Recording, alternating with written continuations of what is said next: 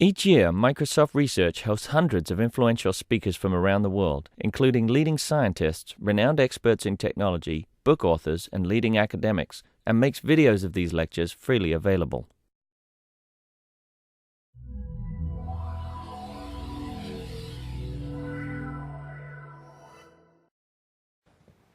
Well, I'm very happy to say that, to paraphrase Shakespeare, today we're here to praise Andrew rather than bury him.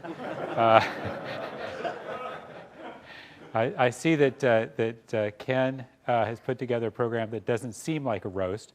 So, I don't even remember precisely when I first met Andrew. I think it was at some systems event back in the 1980s. 77, wow, even earlier than I thought. But needless to say, we've known each other a long time. When Roger Needham and I were talking the very first time I visited Cambridge, and we were talking about, who he would hire, who he wanted to bring in to help start the research lab here. Andrew's name was actually the first one that came up. And I know Roger really wanted to hire him back then, but Andrew wasn't available. He was too busy with his many other endeavors. Happily, he was eventually persuaded to come and join Microsoft Research as deputy director. And he really played a pivotal role during that period when Roger became ill and passed away, and the lab needed really good leadership to be able to bring it through that period. And I personally owe Andrew a tremendous debt of gratitude, for both not just keeping the lab going and following the traditions that Roger started, but really bringing the lab into a new era, expanding it and giving it even more vitality and more life and more energy. And I really owe you, Andrew, a tremendous debt of gratitude for doing that and for also placing us in extremely capable hands with Andrew Blake, who will be taking over now and carrying the lab into its next phase. So with that, I'm actually going to get off the stage. I want to thank you again, Andrew, and just pass on my best wishes for all the crazy things you're planning moving forward. I'm sure we'll find out all about it on Facebook. And with that, I'm going to introduce Andrew Herbert. Thank you.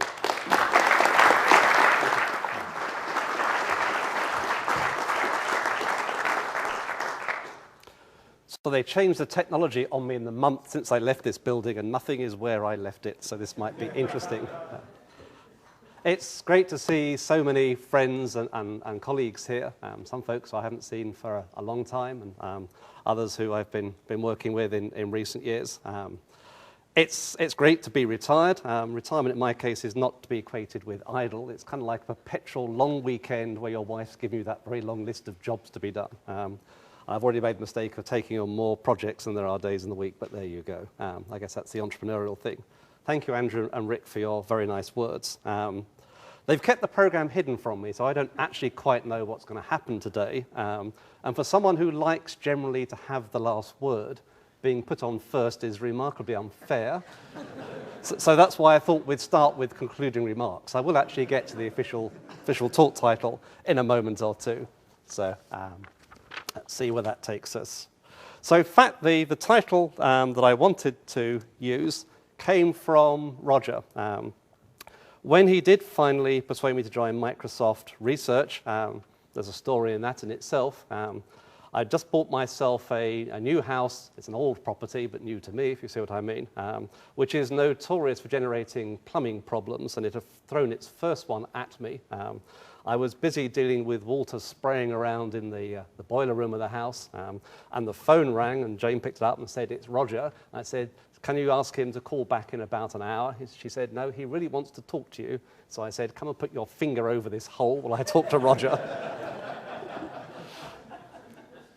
Told Roger I was up to my knees almost in water, and I really would like to call him back. He said, "Well, get back to me by 11, and explain there's an opportunity at Microsoft, and was I interested in it? It took me about a microsecond to say yes. And I was very pleased to have the privilege of getting back with Roger, who had been my PhD supervisor, working together for the more or less 3 years we had in the lab. obviously very sad to lose everyone else, and tremendously privileged to take on the laboratory that he had started and take it through.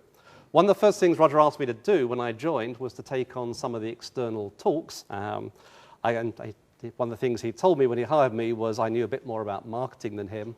That was code for, you're now going to give all the talks, Andrew, or the external ones to customers and business groups and so forth.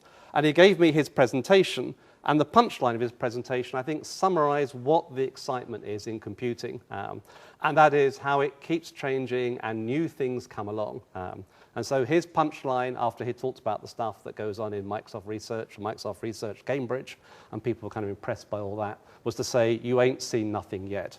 I think that's been true throughout my entire career, from when I first got interested in computing as a schoolboy, through my own academic career, and then back here in the lab. As I leave knowing there's more things going to happen and more exciting things in the industry than we've seen to date. And I think that's the thing which makes being a computer scientist really so exciting. The industry keeps reinventing itself. Computers become ever more and more ubiquitous. And that's why I asked when Ken and Andrew said, what kind of event do you want? Let's look at the future. Let's look at what might be coming next and anticipate some of those trends. And I'll say a little bit about some of my own thoughts about that in a few minutes. Yet one of the other paradoxes is, while the thing is always changing, in some sense, we seem to be reinventing what we had before, particularly if you're in the operating systems business. You find the same ideas keep resurfacing. I started my computing career in about 1967 using a mini computer that provided a service to local schools. And I found on the internet a rather nice video which shows you what Windows Phone Mobile 7 or whatever it's called. Why can't Microsoft give them simple names like M-Phone? Or you can't have iPhone, someone else has got that.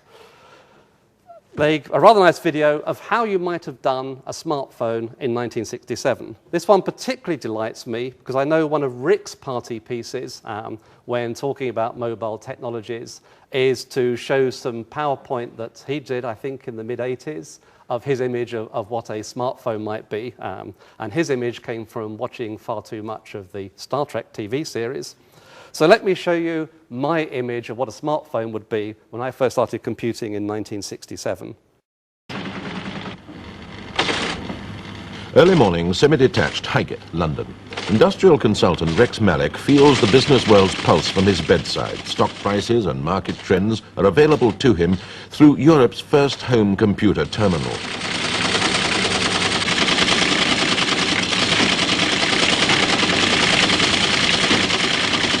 This terminal is linked to a giant brain 10 miles away in the heart of London. It's one of two Malik has installed for experimental purposes, because he wants to know if they can run his life and his home for him. They're simple to operate, and experts predict that in 20 years' time, all new houses will be built with special computer points, and that terminals will be cheaper to rent than today's telephones.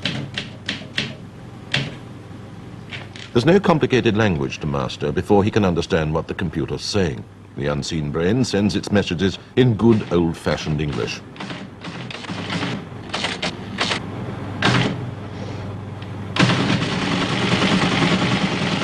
Every day the computer sends Rex Malik a daily reminder of where he should be, for he's stored his day-to-day diary with the brain. The computer can handle a year's shopping list for the home, final demands, and the exact state of Malik's bank balance.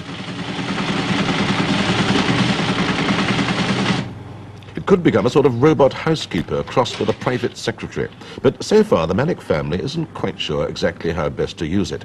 But there's one member of the household who has no doubt of the advantages a computer in the home offers. He's at 4. Every afternoon, he spends time on the terminal. Mr. Malik. So there you are. Windows Phone 7 was already in the works in 1967. All the functionality was there, the calendar, the reminders, the access to your spreadsheets and your budgets and so forth. So wonderful stuff. That takes me to the start of my career. I was actually very privileged. I had a personal computer in 1969 when I started programming as a schoolboy. That's an Elliott 903. It's not me using it, although the dress is of the era. And as you can see, I haven't really updated my fashion sense very much since then. It was an 18-bit mini computer with 16K of memory, paper tape based. The privilege that I negotiated was, in principle, as school kids, we were supposed to write our programs on coding sheets, send them through the post. They would be typed in by a teleprinter operator. The programs run, the output sent back, and essentially you got to run your program once a week. That taught you quite a lot about actually writing correct code and desk checking it rather than debugging things into life, which seems to be the modern way. The advantage for me was the college where the computer was located and my school both had the idea that Wednesday afternoons were to be spent engaged in sport, and I'm the world's most hopeless sportsman. So I persuaded my school headmaster my sport could be cycling from my school to the college about 3 miles and running all our programs, and then I could play with the computer as my own personal computer. Building on the theme that there are no new ideas, that 903 was certainly a RISC machine. That's the instruction set. There are 15 instructions. If you took any one of them away, you almost couldn't write programs for it. It's actually 3 less instructions than EDSAC had, and EDSAC was the first computer in Cambridge, and you'll hear a bit more about that. So even in those days, Wilkes was over-engineering his computers. It's pretty straightforward. You can load the B register, you can add something to the accumulator, you can negate and add something, assignment, load and store, and there's an AND function. There's jump if 0, jump if negative, count in store, something to help you enter a subroutine, multiply and divide, that lot. You can actually do without the divide. You can do that with just got multiply. And there was an arithmetic shift. Nice, simple machine. That instruction code is so simple, I still carry it into my head this day, and you'll hear a bit more about that in a minute as well. So there you are, nothing new in reduced instruction set computing. Even machines in the 1960s have reduced instruction sets. Also, in terms of programming, some of the people in the lab here will know over the last couple of years, I've taken a strong interest in F# and Don Symes' work of the functional programming language. Well, that's because I grew up in that world. We did most of our schoolboy programming in a language called Algol 60, which actually kind of got specified in 1962. People seem to do that with languages. They play games with the dates and claim the language is older than the specification. It was strongly typed. There was a challenge. There weren't that many types, basically integer, real, and 1 or 2 others. But it did have the notion, for example, that you could pass functions as parameters. And so you could write a certain amount of higher order code and working quite nicely. And another interesting connection with the lab here is that compiler that ran on that 16K machine was based on a compiler from a slightly earlier computer called the Elliott 803, and that compiler was written by our own Tony Hall. And so I was using something derived from Tony's software much earlier on. Continuing a little bit with the history, I included this picture more for the fashion and to remind me of a lady I knew in my youth. This is the delightful Katie running a machine called a KDF-9. It's another 1960s computer. As you can see, computers had real ironmongery in those days. They were nice pieces of engineering. What the KDF-9 had was hardware multithreading. Intel discovered that, I think, about 5 or 6 years ago. The way it was done in the KDF-9 was really quite simple.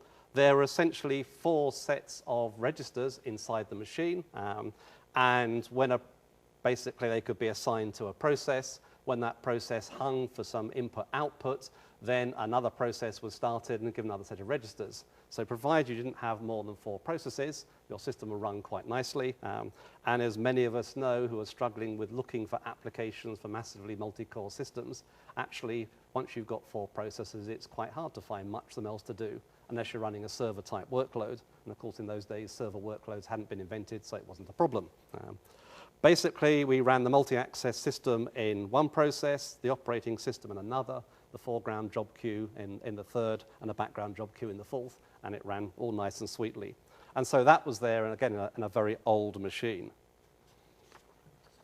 And to wrap up the history and bring me to the point where I did my own PhD, working on the Cambridge CAP computer, though we didn't really have the word, CAP certainly supported virtualization. You can see the CAP computer in the front of the Computer Labs building. If you go across there, it's now a museum exhibit. That machine was the last mainframe built in the university by Needham, Wilkes, and Wheeler. It had all the attributes of Wheeler hardware. any control signal, the bits were scattered across umpteen registers in the machine, and they're never consistently encoded, but it kept the microprogrammer happily amused, and everything was far too clever for its own good. But it was a great machine to work on, and one of the far too clever for its own good things was the enter subprocess instruction, where essentially you could carve a complete new virtual machine out of a set of descriptors, and the system would go diving off into it, and you could do that recursively as you saw fit. Being the kind of person I am who can't resist a challenge, I wrote the obvious recursive program, and surprise, surprise, you couldn't get beyond 63 levels because there are only 64 registers in the cache that held the important detail by which each process kind of kept its grip on where its memory was. So it was, like many of these optimizations in computing, it does almost what you want and sometimes is quite useful, but has a few little restrictions. So having spent a few minutes kind of looking back at the past and claiming it's all been done before, I thought I'd spend the next part of the talk just saying a little bit about what I feel is important in the way in which computing is changing in the future, and some of those trends that are with us today. And so really what, in my mind, are the key things that are driving how computing is going forwards. I think there are themes that are very familiar to colleagues in Microsoft. Many of them will have heard me, Rick, and others talk about these at public events over the last year or so. But perhaps to some of the folks who come from outside Microsoft, some of these may be a little new. Certainly, cloud computing, the idea of having large amounts of data and computation available across the internet and accessing that from portable and mobile devices, I think is significantly changing how we think about and how we interact with computing. Inference on large-scale data, machine learning. Again, now we have access to so much more data, we can do more with it. The way user interfaces are changing. And trustworthy computing, which is kind of the Microsoft phrase for some of the things that are going on in software engineering and verification that allow us to have more confidence in software. And then I want to talk a little bit about the role that computing has alongside some of the other sciences. And as you can tell, some of these relate to the themes that Andrew and Ken said that I'd encourage people here in the lab to get engaged with. And I'm still confident those are good areas to be involved with. So let me open each of those up in a little more detail. Cloud and mobile. I think what is interesting is, from a systems point of view, the system boundary has disappeared. When I first started my computing career, those mainframes and those mini-computers, the system boundary was self-evident. It was the physical machine you sat in front of, or it was the data center. You knew where it started or it stopped. And that boundary was organized and managed by someone. In the mainframe, it was the dreaded IT department whose role was to stop you computing. That's why personal computing was invented, so you could do your own thing on limited resources. But in the world we now have, where we carry multiple devices with us, our computing is scattered across those devices. It's also in the cloud with the various applications and services we run. It's actually very hard to say where the system boundary is. Certainly very hard to say where your personal computing boundary is. And the overlaps between your boundary as an individual, yourself in private life, your boundary for the various roles you might have at work and so forth, are much harder to detect. And I think that's changing the way we think about computing and the way in which we use computing. It's much more socially managed by convention rather than managed by rules and procedures and so forth. For me, the thing which is most exciting about the cloud is not just the fact you've got massive amounts of computing and it can be driven very economically, but the fact that computation can be persistent. So stuff can be going on in the cloud, looking after things for me while I'm not there. Stuff can be going on interacting with other people's data, other people's processes, and so there's a kind of computer system running along with me in parallel, which I interact with from time to time. And so rather, again, from the model we've had with the mainframes and the PCs, where it's kind of been a tool that I sat in front of and told it what to do, and I've kind of driven that process, it's now much more like working with an assistant. And I think that's a very big change. And our kind of trust of the technology, our relationship with the systems has become quite different because of that. Obviously, through the cloud and devices, we have access to a huge amount of data resources. devices know where they are. We've got mapping information, news information, stock price information. We can do a much better job than that little terminal in someone's bedroom in 1967. And we seem to be making pretty good progress on how we replicate state across the cloud and those devices. It actually surprised me when I left Microsoft and had to kind of let go of all the things that are in the various corporate databases and move stuff into my own personal world, how easy it was just to move stuff across and synchronize. I dropped a few contacts, not very much else. Moving your state around, even though it's in lots of different places and managed by lots of different people, that all seemed amazingly painless. Yet I remember in the past when you move from one computer to another, that was often a month disappeared while you recover from that situation. I certainly have not lost a month to moving from one computing environment to another, and I think that's, again, changing our relationship with the system.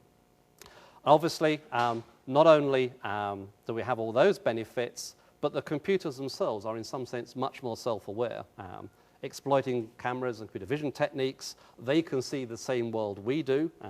They know where they are because of GPS and all kinds of other telemetry. They know a lot about what is going on. And so I think this cloud and mobile world is going to very significantly change the way we engage with computing, the way we think about computing, and the way we build systems.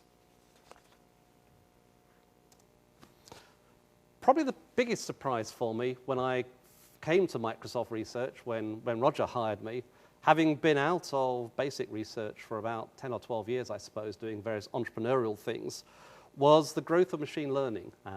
When I left from academic research in about '85, artificial intelligence had kind of died a death in the sense of rule-based systems and such like. Those weren't working. There have been heroic experiments in the 1970s. People have built systems to solve specific tasks, but they've not been able to generalize them, and they weren't very robust. The systems were really quite fragile. And so all that kind of stuff had gently faded away. And then when I joined the Microsoft lab, there was Chris Bishop with his machine learning and perception group, and they were using statistically based techniques of machine learning, essentially to mimic human perception and behavior. And certainly one of the things I've seen over the decade that I've been the lab director here is how that technology has grown to cope with ever larger problems, more realistic problems, and to do so in a much more robust kind of way. Obviously, a lot of that has been enabled by the access to large amounts of data and large amounts of computation. So you can train these systems. The more data they have, the more discriminatory they can be. And in many ways, many of the things in the 1970s that people were trying to achieve under the artificial intelligence program, that stuff is now just routine. And we have things like the ranking system developed in this lab for the Xbox games console, the kind of object recognition, discrimination things that can go on in the Kinect and so forth. That is amazing progress. And I think, again, the biggest difference perhaps between the computers of the next decades compared to the ones which I spent most of my career is the fact they've got that eye and they can see, and we have the technology to analyze that data and use it. And I think that's going to significantly, again, change the way the world works. So my challenge, having come back into the lab and discovered there's this thing called machine learning, and it was all very exciting, and knowing nothing about it, was how do you become a machine learning expert overnight? My technique for dealing with this, and I'll share this one now because I don't need to have secrets about how to be a lab director, was as we were interviewing, I put myself in the interview loop for all the machine learning candidates, and I got them to give me a remedial supervision in whatever the next keyword was that I didn't know. I have to thank Hugo Zaragoza for teaching me about kernel methods. Various other people taught me those things. And over the first 6 months of being in the lab, we'd interviewed enough candidates that essentially got me to a reasonable master's level in machine learning, and that's been good enough to carry me through. So bluff is an important part of being a director of an organization, I've discovered. So the next thing I want to talk about is natural user interface. And here I can be completely lazy and actually replay something that these guys used in their 20th anniversary celebrations. And this is Craig Mundy, mine and Rick's boss, talking about what natural interfaces are and why they're interesting and relevant.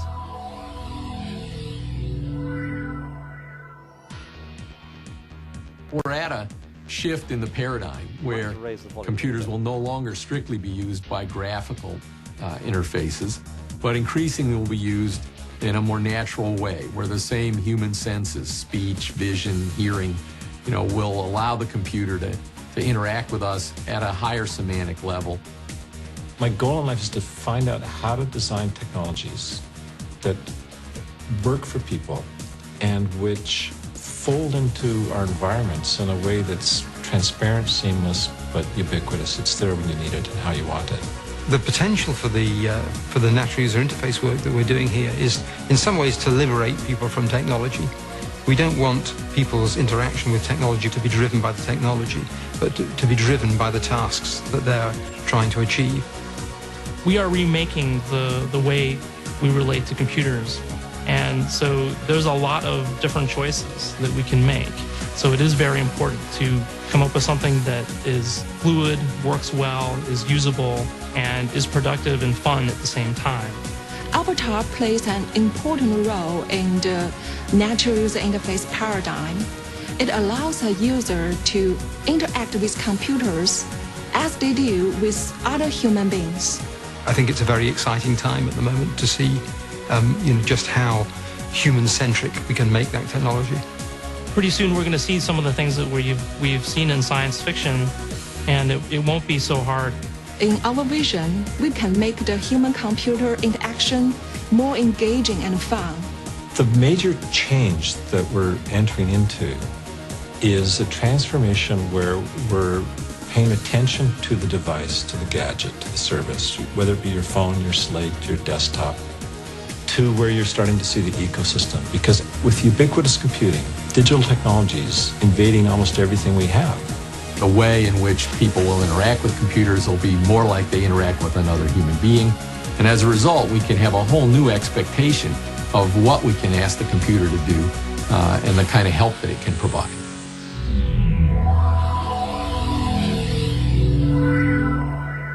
There's a lot of things in that video about which I feel very proud. Ken remarked how Roger and I had hired him. Our reason for taking on Ken was we felt that the lab in its early days didn't have a focus on applications and users. And we were very envious of how Andy Hopper's Olivetti research lab had a really nice mix of building things and then trying them, evaluating them. And while Hopper thinks of himself very much as running an engineering organization, actually the user dimension was a very big part of it. And Ken, fortunately, was available and came on board. We've been able to grow that capability in the Cambridge lab and connect it to the computer vision expertise that Andrew Blake's group has. And I think that's a very, very powerful force. And certainly things that the lab here in Cambridge has been able to do with the Connect system, many of the interaction, the touch-based interactions and so forth. A lot of the technology you saw in that video, significant pieces of it were developed by the team here in Cambridge. And so it's nice to see that bet come off. Ken and Andrew both said something about being entrepreneurial, and that's my other rule of thumb. My view when I was lab director is I should think about it like a portfolio, like you might think about managing a financial portfolio. At the moment, if you manage a financial portfolio, about anything you can do is hold your heads in your hand and cry and come back in 10 years' time. So there you go. Is think of it like a portfolio and divide it into approximately equal thirds. And if it's an industry lab, you want about 1/3 that's going to deliver stuff on a fairly short time scale that people in the company will value, but it's still stuff they can't do for themselves. And those are kind of your bankers, and that keeps the corporation off your back mostly. And you've always got something when they need it. About a 1/3 should be the kind of research which is ambitious, but you're fairly confident you will succeed. And I guess one of my rants in the academic world is how things like assessment exercises and the way funding agencies work constrain academics to only live in that world. They clearly can't do the close-in thing. They haven't got an industrial sponsor to keep happy, so they don't get rewarded for that. They can't do the scary stuff because if it doesn't succeed, you don't get points for it, so you don't get funding. So you're stuck in that middle ground too. That's still a great, interesting world in which to work. There's a lot to do. But then I think the other freedom you have in an industry lab is you can do a whole batch of things where people say, why the hell are you doing that? And one of the greatest debts I have to Rick is on several occasions, he has said, why the hell are you doing that? And I have said, because I think it's the right thing to do. And he has said, well, it's your neck in the noose then. And I've said, agreed, and we've got on with it. And it's been great fun. And to have a boss who'll let you hang yourself at regular intervals is really very, very pleasing. And that's a great privilege. Thank you, Rick. So let me talk a little bit about trustworthy computing. This one doesn't appear as often in the corporate presentations as I think it should, because really the quality of software, even Microsoft software, which everyone likes to joke, has improved tremendously over the last decade. We don't see blue screens. We don't see things going so wrong. The scale of the systems in terms of just how large the code is, how complex it is, the things it has to interwork with, has grown and grown and grown. It was back in the 1960s that the software engineering community invented the software crisis as something to be fixed, and that was when programs were about 60,000 lines long. We still have a software crisis, but programs like Windows and Office are about 60 million lines long, and we're coping just fine. And I think what's really significant there is the progress that's been made with automated reasoning about software and automated verification. When I started my research career, there were people doing these things, but it was all kind of pencil and paper stuff. And there was, if you wrote a specification, you then had to write a program. How did you keep the two in step? If you changed the program, the spec wasn't valid. And you had to be a mathematician with a brain the size of a planet to do that stuff. By getting all that wrapped up in tools and technology, so it becomes automated, it's done automatically, it's an ongoing process, the specification, the code are kept consistent. And the other big change, I think, is some of the religion has been sandpapered away, and there's a willingness to combine the rigorous mathematical techniques with much more heuristic things. And so the idea of a verification system that occasionally says, I can't prove this bit's correct, why don't you look at it? As opposed to saying that wasn't a program, which is kind of the approach in the 1970s to these things. And again, that's an area where a lot of people in this lab have contributed, and I've been pleased to see that progress. And it's applicable to reasonable scale applications, things of many hundreds of thousands of lines of code. And I think that's again, a very important development. One of my concerns, perhaps, is we have this technology inside Microsoft. A large company can invest in it and maintain those tools. It's not there in a packaged form for the jobbing programmer in the street. You don't see many of the software consultancies using it. And I think there's an interesting challenge in how you might get some of this stuff into the tools that the everyday programmers use, and move some of the software consultancies that write government software at huge expense and then cancel the project many millions of pounds later, not delivered. If we could somehow get some of the methodology across to them, that would be helpful. So maybe I'm inventing my next company. And no, I'm not working for Facebook, which is the other rumor, apparently. I have got a Facebook page, but that's different. So the last thing I want to talk a little bit about is computational science, and people know my enthusiasm about this. I think as computer scientists, we have an amazing range of intellectual tools and techniques that we can bring to bear on scientific understanding beyond just doing their sums for them. And there's a nice irony in all that for me. In fact, my first degree is in computational science. At Leeds University, they couldn't find enough computing to teach to fill 3 years. They wanted to run a 3-year course, so they stuffed it with lots of numerical analysis and so forth. So if anyone wants a chat in the break about solving partial differential equations, optimization and so forth, I can do that. Although I have to say, as I went through the course, I biased my options much more and more to computer systems and languages and so forth. If you don't like the algorithm, maybe you can improve the programming language. If you don't like the programming language, maybe you can improve the instruction set. If you don't like the instruction set, maybe you can improve the computer. And that was a kind of recursive path that got me to Cambridge working on the CAT machine. I think it's difficult in some ways to pin down what is it that makes a computer scientist different from a mathematician or a physicist. What are these extra tools? Certainly, I think it's an ability to work with complex models and models representing the same system at different scales simultaneously, and maintaining a correlation between the abstractions you're using at each scale, even if they're different abstractions. And so a kind of notion of correspondence. That again is something that goes back to an earlier stage of my career when I was working on standards. I worked with a group of people on a reference model for distributed computing, and interestingly, that had different modeling techniques for different aspects of a distributed system, but looked at ways in which we could keep the models, as it were, in synchronization with each other, so there was a mutual consistency. And again, that's something which comes naturally to a computer scientist. It doesn't seem to come naturally to others. And the idea of thinking about models as programs for describing dynamic behavior and building them. Obviously, we know a lot about managing large-scale data and computation assets, so we can do a great deal in that world too. inference has a huge role, and the ability of computers to run experiments for us in the test tube, in the real world, or indeed simulations and so forth. That vision came to me from Stephen Emmett. When I first interviewed Stephen, it was as a candidate to run our external research operation, which is kind of academic relations and so forth. We didn't talk about that a huge amount. We did talk about computational science and how exciting that was.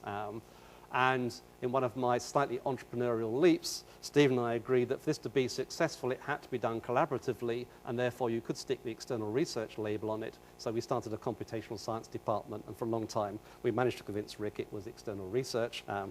Eventually, he rumbled, and he allowed me to call it a computational science group, and we kind of rebooted external research a different way. And again, I think both Steve and I have to thank Rick for being in charge of that. I'm sure he knew what was going on. And I think Stephen's presenting later, so perhaps I won't say too much more about that.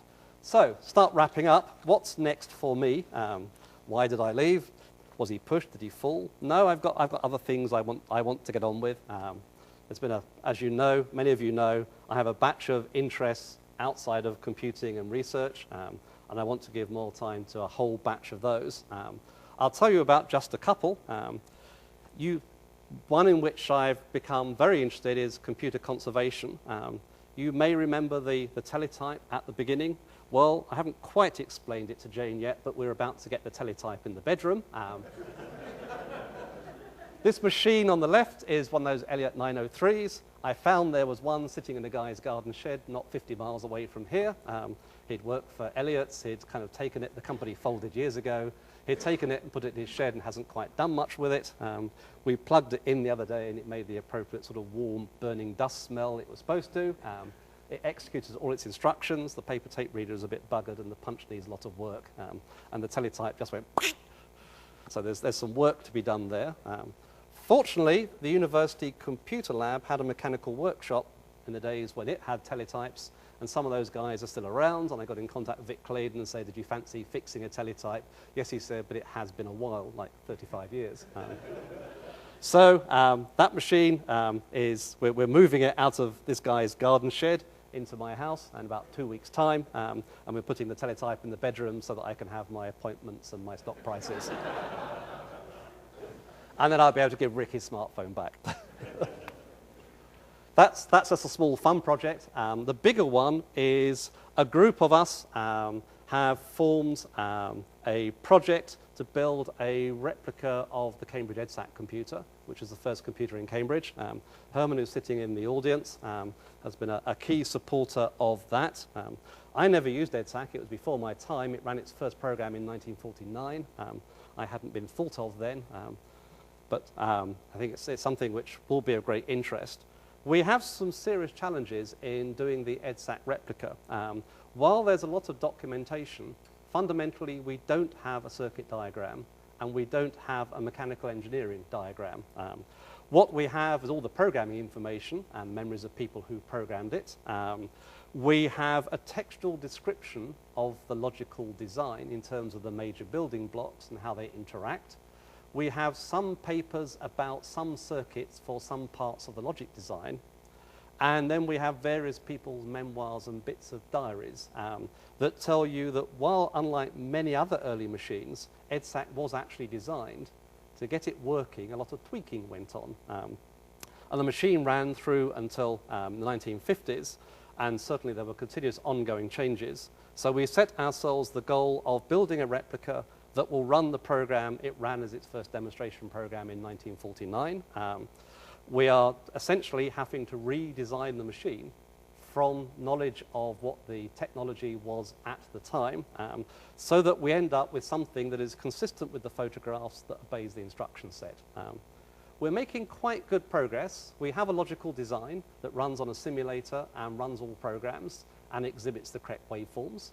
So that's quite a lot of progress. There are a few black boxes in there that we're going to have to be honest about and understand how they work. We know there were 5 or 6 standard types of chassis in that rack, and we know roughly where some of the functional units were located, so we can now start working out how the logic elements were assigned to chassis and the circuits that might be used. And with a bit of luck, in 3 years' time, you'll be able to come to Bletchley Park and see a demonstration of EDSAC. I suspect it's going to be a little bit longer than that. And it's probably going to cost us something in the order of £250,000 or so to build it and put together. We've got half the vacuum tubes we need already. They're on eBay just waiting to be purchased. Ironically, what we can't find are the little ceramic holders that vacuum tubes plug into. And it's a kind of lesson. You know, we all hoard things, and you hoard the bit that's expensive and interesting. So lots of people have kept valves because they were expensive, they're an interesting bit. No one kept valve holders because there were millions of those. And of course, they disappeared off the planet. However, I have found a nice man in Germany who will make them for me at a significant price. So I've taken the role as part-time project director for this. And I think the first thing I owe Herman before the end of the week is a cash flow forecast. Hey-ho. So out of the frying pan into the fire. But that should be a really exciting project, and very much looking forward to that. And when I came to the computer lab in the 1970s, although EDSAC was long gone, there was a huge affection of folk memory for it, and memories of EDSAC and stories about EDSAC just permeate the atmosphere in the Cambridge lab, and so it'll be rather nice to build that. Wilkes, the professor who's in charge of the computer lab and who built that machine, didn't want a replica built. He felt that was a very sentimental waste of things, but he's dead now, so we can get on with the project. And actually, without him interfering, it might be easier. My other passion is restoring vintage aircraft. And some of you know I keep an aircraft in my own little place called Audley End. We have a project there which I've been asked to take a role in, it being a bit larger than the work they normally do.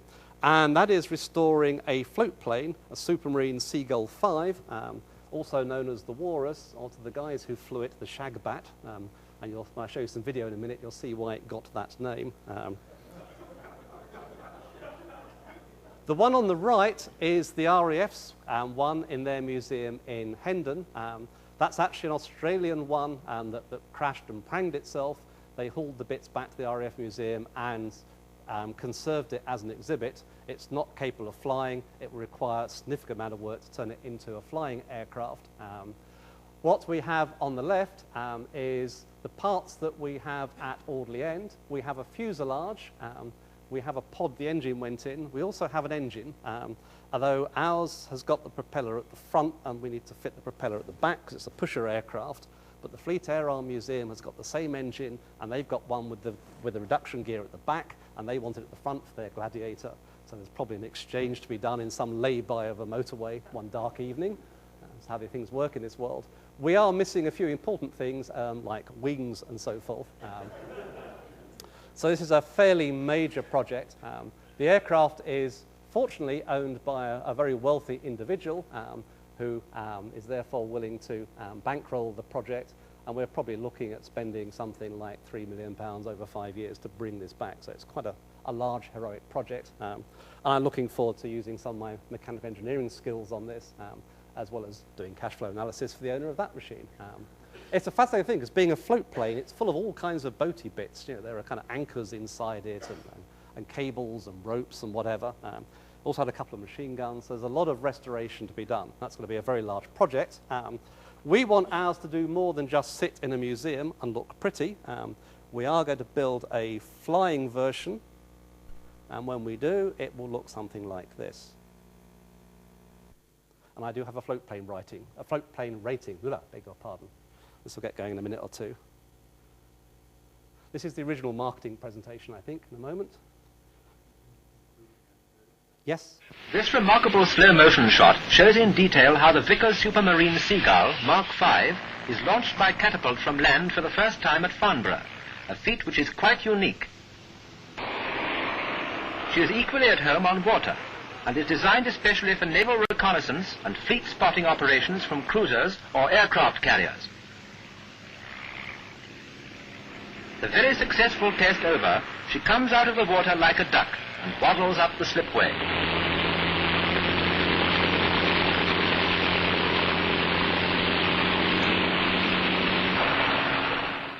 In the destruction of enemy supply ships, of which the Royal Navy took heavy toll after the sinking of the Bismarck, aircraft like this Walrus have played an important part. For ships that might once have eluded our cruisers and destroyers are now discovered by aerial reconnaissance and brought to book.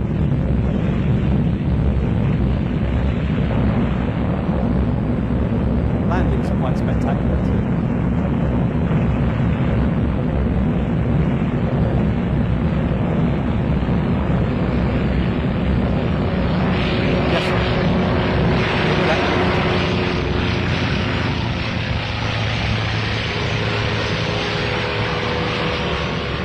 Also aerobatic, you can loop them. They apparently got rather wet.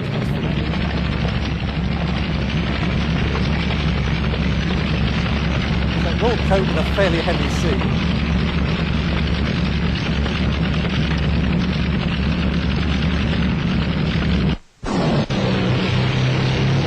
The takeoff is, however, protracted.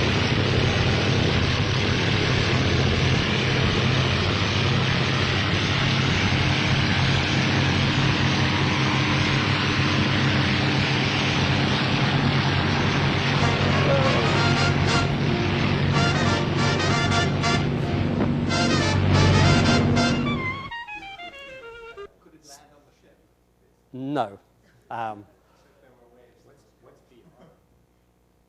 Two questions coming at me. Can it land on ships? No. You would land alongside, they'd heave you up on a crane. There's a big bolt on top for doing that, and that's how it was launched off battle. Well, it could be catapulted off ships, or it could be just craned over the side. Recovery was with the crane. V-rotate, oh, it's the classic 65 knots. All British aircraft V-rotate, all old-fashioned British aircraft rotate at 65 knots. Makes it easier for the pilots. There was a complete segue. There was a wonderful wartime thing. A group of people whose role was delivering newly built or repaired aircraft out to the air bases. And many of these pilots were women, and they could basically be given anything to fly. And you can still get the wonderful little book, which is about that thick, with 1 page per aircraft, with key facts you need to know to fly this aircraft. And some of it is the obvious things that pilots ask, like VR, what's the rotate speed? Some of it was the one-liners, like, don't try and put the undercarriage down while doing X. And behind that lies a lot of stories. It's a wonderful book to behold. So long and thanks for all the fish. It's been great fun.